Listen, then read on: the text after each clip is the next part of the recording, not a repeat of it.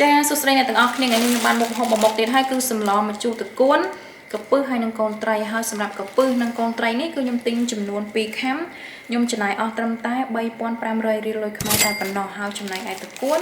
ខ្ញុំចំណាយអស់1000រៀលសម្រាប់1000នេះខ្ញុំគិតថាប្រហែលជាខ្ទង់អស់500ចុះអញ្ចឹងថារឿងមានប៊ីចេងមានអំបិលស្ករតិចទៀតហ្នឹងថាអស់សរុបទាំងអស់5000ទាំងអស់មួយឆ្នាំហ្នឹងចាហើយផ្ទះនាងខ្ញុំគឺថាចូលចិត្តណាស់សម្លម្ជូរគឺមួយសប្តាហ៍នាងខ្ញុំស្ល2ដងអីនិយាយទៅគឺខ្ញុំចូលចិត្តមែនតើចាអញ្ចឹងសម្រាប់វិធីសាស្ត្រក្នុងការធ្វើក៏អត់ពិបាកដែរជាដំបូងគឺនាងខ្ញុំបេះទឹកគួននឹងឲ្យស្អាតសិន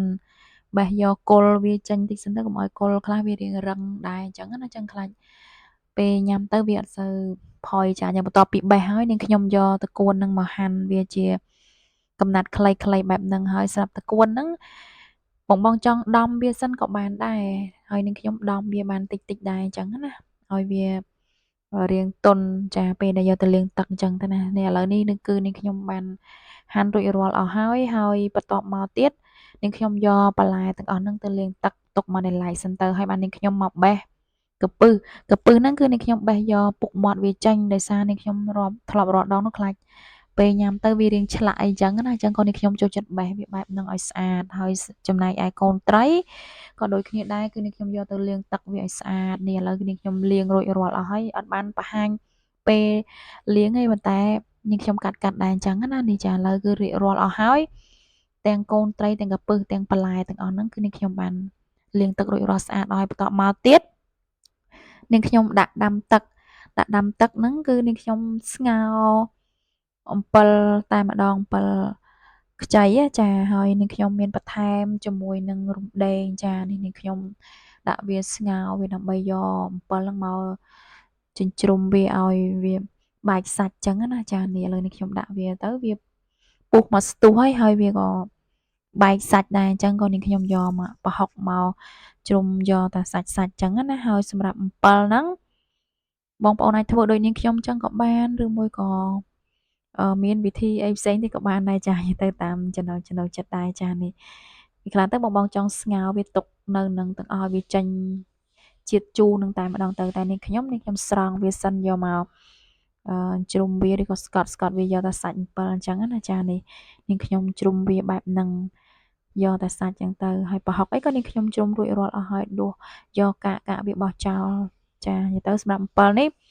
ដាក់តាមល្មមដែរកុំឲ្យវាជូរខ្លាំងពេកដែរអញ្ចឹងណាចាហើយបន្ទាប់មកទៀតនាងខ្ញុំដាក់គ្រឿងមានអំបិលនាងខ្ញុំដាក់2កូនស្លាបព្រាទូចហ្នឹងនិយាយទៅខ្ញុំដាក់ស្លាបព្រាធំពេកខ្លាចវាប្រៃខ្លាំងបន្ទាប់មកទៀតនាងខ្ញុំដាក់ប៊ីចេងចូល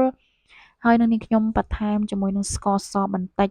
ចានិយាយទៅមុខម្ហូបផ្ទះនាងខ្ញុំគឺដាក់ស្ករបន្តិចចាហើយបន្ទាប់មកទៀតនាងខ្ញុំដាក់បន្លែតកួននឹងចូលទុកឲ្យវាមកស្ទុះឲ្យវាតពុះមើលទៅ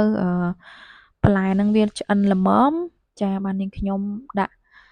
កាពឹសហើយនឹងកូនត្រីនឹងចូលចានេះបន្ទាប់ពីបន្លែវារៀងពុះល្មមទន់ហើយចានេះខ្ញុំដាក់ចូលចាហើយកូរឡើងហើយមកស្ទុះចឹងទៅឲ្យវាឆ្អិនសាច់កាពឹសហើយនឹងកូនត្រីនឹងចូលគ្នាទៅចានេះហើយបាននាងខ្ញុំដាក់ម្អមចូលចានេះខ្ញុំដាក់ម្អមនឹងចូលទៅគឺសម្លមួយមុខនេះចាគឺដាក់ម្អមមកគឺជះក្លិនឈ្ងុយនិយាយទៅគឺថាអូយចង់តែញ៉ាំទេបងហើយសំខែនេះខែត្រជាក់យ៉ាងទៀតណាបងនិយាយទៅដាក់មកអូឈ្ងុយអញ្ចេះហិលទៀតមកក្តៅតែមកហត់ទឹកសឡចាគឺបែកញើសខ្ចាយតែម្ដងចាឥឡូវនេះគឺសម្លនាងខ្ញុំក៏បានឆ្អិននាងខ្ញុំភ្លក់តាមចំណង់ចំណូលចិត្តជូរល្មមឆ្ងាញ់គឺបានញ៉ាំហើយចាគឺនាងខ្ញុំរៀបចំដួសតែម្ដងនេះចានេះអូយទៅគឺថាដឹងតែឆ្ងាញ់តែម្ដងចាអញ្ចឹងវីដេអូនេះខ្ញុំក៏បានខិតចិត្តម្ដងទីបញ្ចប់ហើយអញ្ចឹងមានតែការអរគុណទៅកាន់បងប្អូនដែលចូលចិត្តគាំទ្រវីដេអូនាងខ្ញុំចាហើយឆ្លៀតពេលហ្នឹងក៏នាងខ្ញុំមកប្រម៉ូទអីវ៉ាន់លក់បន្តិចណាបងប្អូនទាំងអស់គ្នាចាអធិស្ឋាននេះគឺផ្អកត្រីប្រាទៅគឺថ្មីមកនេះបងប្អូនទាំងអស់គ្នាចានេះម្ដាយនេះខ្ញុំគាត់ធ្វើខ្លួនឯងផ្ទាល់មិនយកមកពីណាហើយនេះទៅធ្វើថ្មីអត់តន់ជូរបងប្អូនចិត្តជូរឲ្យដាក់ឲ្យតិចចំណែកគាត់កំងអញ្ចឹងហើយនៅខ្ទាស់នៅឡើយនេះបងប្អូននេះអូយទៅគឺថាញាក់សាច់មែនតើមកបានមហូបអញ្ចឹងមកទៀតមកបានបងទៀតមកអូរត់តែឆ្ងាញ់ខ្លាំងយកទៅចំហុយក៏បានយកទៅចៀនក៏បានឆាក៏បាននិយាយទៅគឺត្រូវគ្រប់សពតែម្ដងចាចឹងសម្រាប់បងប្អូនដែលចង់កំងគឺអាចដាក់កំងឥឡូវនេះបានដែរបងប្អូនគឺខ្ញុំទទួលកំងវិញឯងលើមុនខ្ញុំអត់សូវបានទទួលកំងឯងគាត់ថាខ្ញុំ លក់ជូនបងគាត់ភ្ញៀវចាស់ៗគាត់ទិញមករហូតចឹងតែបើសិនភ្ញៀវថ្មីៗដែលគាត់ចង់សាកគឺអាចសាកបានហើយបើសិនជាបងកំឡុងឥឡូវនេះខ្ញុំលក់ចាប់ពី1គីឡូឡើងអស់ខ្ញុំចឹងខ្ញុំមានថែមជូនបងនេះម្ទេសហុយទៅចំនួន1កញ្ចប់នេះទៅគឺយកទៅចំហុយក៏បានជៀនក៏បានស្ងោរក៏បានទៅថាបានគ្រប់សពតែម្ដងបងហើយដាក់ម្ទេសហុយទៀតទៅអូនយកទៅឆ្ងាញ់ហឹលហើយតែនេះគឺម៉ែខ្ញុំគាត់ធ្វើខ្លួនឯងទេបងទៅរសជាតិហឹលហោះមែនតើបងចូលចិត្តហឹលខ្លាំងដាក់ទៅបាន2 3ដងដែរពេលយកទៅចំហុយក៏ជៀនហើយបើសិនជាអត់សូវចិត្តខ្លាំងហឹលខ្លាំងទេយកទៅធ្វើបានយូរថ្ងៃដល់ទៅអស់ចឹងប្រូម៉ូសិនហ្នឹងគឺខ្ញុំបញ្ជាក់ណាគឺខ្ញុំថែមរហូតដល់អស់ពីស្តុកតែម្ដងសម្រាប់ម្ទេសហុយហ្នឹងទិញចាប់ពី1គីឡូឡើងគឺខ្ញុំថែមជូនបងទៅ1កញ្ចប់ម្ទេសហុយហ្នឹងចា